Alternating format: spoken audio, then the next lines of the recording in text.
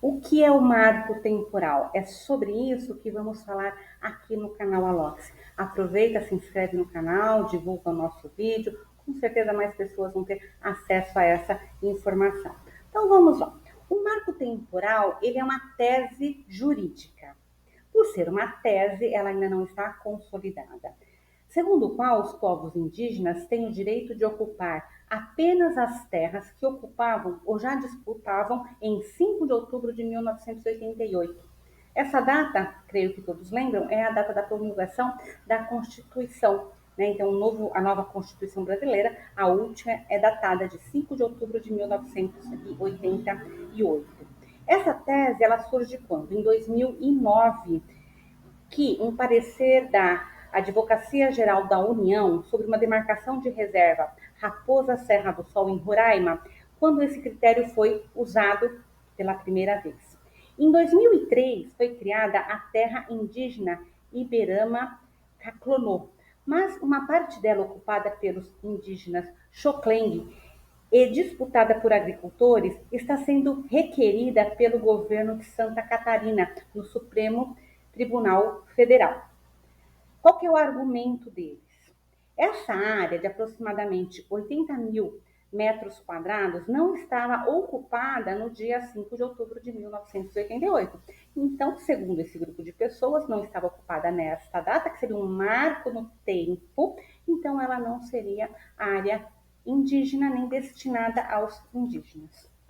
Os Xoclengues, por sua vez, argumentam que a terra realmente estava desocupada na ocasião, mas porque eles haviam sido expulsos de lá.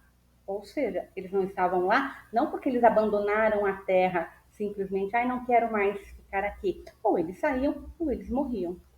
A decisão sobre o caso de Santa Catarina firmará o entendimento do STF para a validade ou não do marco temporal em todo o país, afetando mais de 80 casos semelhantes e mais de 300 processos de demarcação das terras indígenas que estão pendentes. Então, é uma decisão que vai mexer com a vida de toda a população indígena e vai trazer consequências para toda a população brasileira, quiçá mundial. Olha por quê. Quais são os argumentos, né, que a gente pode perceber a importância de ressachar de forma, né, generalizada esse marco temporal? Representantes dos povos indígenas afirmam que o marco temporal ele ameaça a sobrevivência de muitas comunidades indígenas da floresta. Por quê? Porque você vai estar tendo o seu território diminuído e a gente sabe que para ter uma caça você precisa ter um território grande. Você não vai conseguir ter uma caça na floresta se você tiver um sítio. Aí você não vai ter uma caça, você vai ter algum animal sendo criado em cativeiro. Isso não é caça, né? Então, acredito que dá para entender a questão da necessidade do tamanho das terras indígenas para que eles tenham a sua vida preservada de acordo com a cultura, né, existente lá desde antes do Brasil, antes dos portugueses chegarem aqui. Eles afirmam também que trará o caos jurídico ao país. Esse é outro ponto muito importante, porque, olha, em muitos conflitos em áreas já pacificadas, que já foi resolvido, que está tudo tranquilo lá, as pessoas que perderam, né, a possibilidade de ficar com a terra, elas vão recorrer. E aí vai se abrir novos julgamentos e novos atritos pela terra. O ministro Edson Fachin, ele é o relator do caso. E ele é contrário ao marco temporal. Por quê?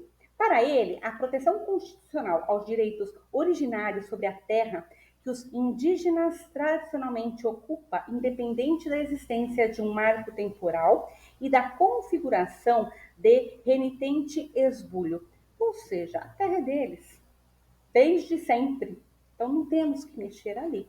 Ele também afirma que a Constituição de 1988 reconhece que o direito dos povos indígenas sobre suas terras de ocupação tradicional é um direito originário, ou seja, anterior à própria formação do Estado brasileiro.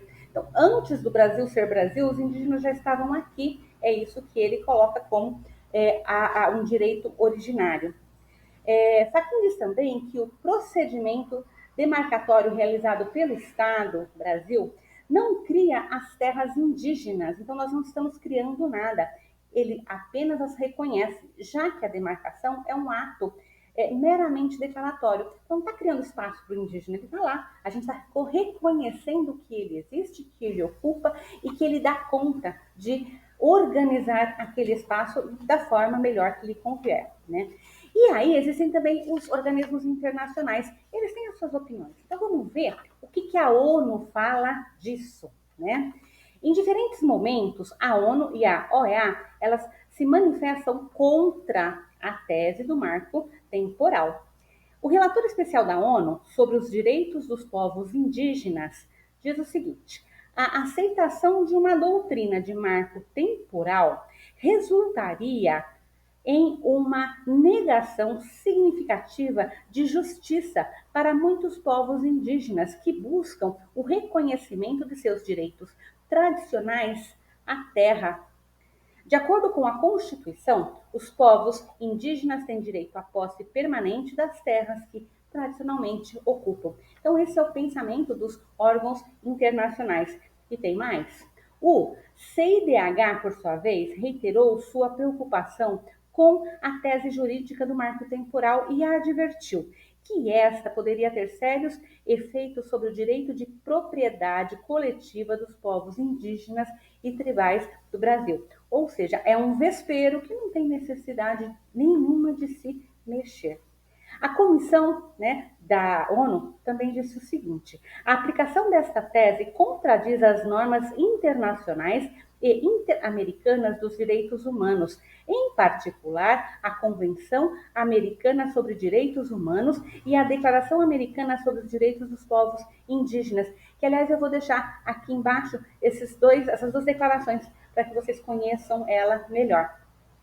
Em particular, porque não leva em consideração os inúmeros casos em que os povos indígenas foram deslocados à força de seus territórios. Então, a mesma coisa que os indígenas falam, o grupo da ONU que se reuniu para conversar sobre isso também fala. Muitas vezes, por extrema violência, eles foram tirados dos seus territórios, razão pela qual não estavam ocupando esse espaço em 1988. Bom, além dessa questão territorial, além dessa questão de preservação cultural, preservação da forma como eles vivem, existe uma outra situação que é a questão ambiental, que aí ela não vai pegar apenas o povo indígena, ela vai pegar todo o povo brasileiro e como nós temos um território muito grande de mata, ele vai refletir em todo o ecossistema mundial. Veja o que pode acontecer. Então vamos lá. De acordo com o IBGE, que é o Instituto Brasileiro de Geografia e Estatística, as terras destinadas à agropecuária ocupavam 41% do território nacional em 2017, com um tamanho médio de 69 hectares por dono. Enquanto isso, os indígenas, que têm uma população de 896.917, de acordo com o censo de 2010, eles possuem demarcação apenas de 13,8% do território nacional. A média mundial é 15%, segundo pesquisas publicadas na revista Natural Sustentable. Então, o indígena brasileiro, ele não tem a mesma quantidade de terra que os indígenas de outros territórios. Então, começando por aí, a gente já vê algumas diferenças. De acordo com esse levantamento do mapa de biomas, as terras indígenas, elas são grandes responsáveis por garantir a proteção dos biomas brasileiros. Por quê? Porque a preservação da floresta, a preservação da água na fonte dos rios, ela vai garantir a sobrevivência dos biomas que em muitos casos estão sendo destruídos. Somente 1,6% de todo o desmatamento que aconteceu nos últimos 30 anos foi registrado nessas áreas, as áreas dos indígenas. Então, na área indígena, há a preservação. Por outro lado, as áreas privadas foram responsáveis por 68% da perda da vegetação nativa. E nós sabemos que a região amazônica, onde é uma região onde tem o maior grupo indígena para se ter a preservação, não é o único, com certeza, nós temos indígenas do Pantanal, no sul, mas eu estou me referindo num processo apenas o solo da região amazônica ou o solo de uma floresta, uma grande floresta, ele é pobre. Uma vez retirada a floresta, dificilmente aquele solo vai dar conta de uma produção adequada, e quando aquele solo perde os seus nutrientes, ele não volta a ser floresta. Então a gente pode estar construindo um grande deserto para o futuro. A conservação das grandes extensões das vegetações das terras indígenas garante, então, a manutenção de serviços ecossistêmicos essenciais, como a regulação climática e o regime de chuvas. Olha que interessante, nós estamos vivendo hoje num momento onde o clima está inconstante, a quantidade de chuvas e a destruição que a própria natureza está trazendo para a humanidade, para o planeta, está atípico, né? Será que nós não estamos mexendo muito no ecossistema terrestre? A manutenção dos mananciais de águas, a estabilidade e a fertilidade do solo, o controle de pragas e doenças. Olha que interessante, o uso de agrotóxicos traz algum benefício para a preservação do meio ambiente ou é um malefício? Entre outros. Além de benéficas para a vida na Terra, essas funções também são essenciais à agricultura e à pecuária, e garantindo também a manutenção da indústria e do bem-estar nas cidades. Então, manter esse povo indígena dentro dos seus territórios, deixando eles cuidarem dos seus territórios, que eles sabem cuidar da melhor forma possível, vai trazer, sim, para a sociedade brasileira um equilíbrio muito maior do que simplesmente a gente destruir todo esse espaço e transformar ele num grande celeiro, porque ele não vai ser, vai chegar uma hora que ele para de produzir. Né? Então, o marco temporal, ele é algo que não vai passar no STF, provavelmente, o Senado aprovou, agora nós temos o presidente que provavelmente vai vetar, né? E aí o STF vai dizer que esse marco temporal ele é inconstitucional. Para que ele seja feito, precisa ser feito uma lei que mude a Constituição brasileira. E essa lei não pode acontecer, né? Então, a população precisa entender realmente qual o prejuízo que nós vamos ter com este marco temporal. Prejuízo cultural, prejuízo específico aí para os indígenas, e para a sociedade nós vamos perder qualidade de vida, porque com certeza o Brasil vai perder uma condição ecológica que o coloca hoje numa situação privilegiada. E se a gente perde isso, provavelmente não terá recuperação. Ok? É isso que o canal Alox traz hoje. Eu espero que você tenha entendido sobre o marco temporal. Eu vou deixar aqui embaixo onde eu fiz essas pesquisas e entre em contato conosco caso você tenha sugestão de vídeos. Ok? Aguardo vocês então para um próximo vídeo. Até mais!